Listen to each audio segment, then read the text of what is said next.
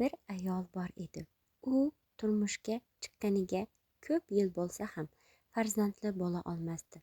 Har kuni Allohdan bitta farzand so'rab yig'lab duo qilardi. Oradan yillar o'tdi.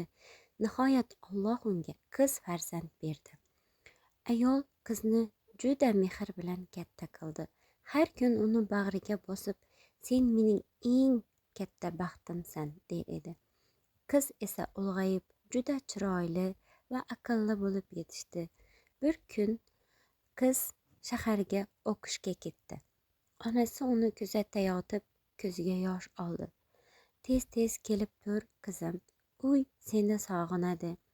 Qiz boshini qimirlatib, "Albatta, ona" dedi. Ammo shahar hayoti qizni o'zgartirdi.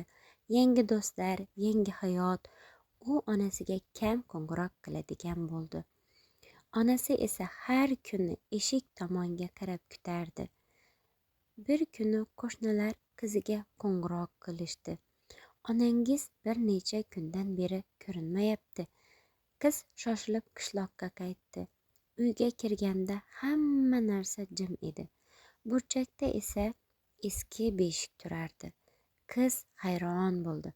Axir u allaqachon katta bo'lib ketgan edi. Beshik ichida kichkina qog'oz bor edi. Unda shunday yozilgan edi: "Qizim, sen ketganingdan keyin uy juda jim bo'lib qoldi. Ba'zan seni yana beshikda yotgan kichkina chaqaloqdek tasavvur qilaman. Chunki o'sha paytlar sen doim yonimda eding." Qiz qog'ozni o'qib beshikni quchoqlab yig'lab yubordi.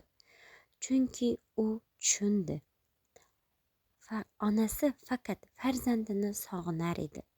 Ammo endi uyda faqat bo'sh beshik va sukunat qolgan edi.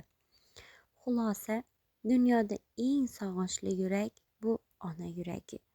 Hikoyam yoqqan bo'lsa, kanalimga obuna bo'lishni unutmang.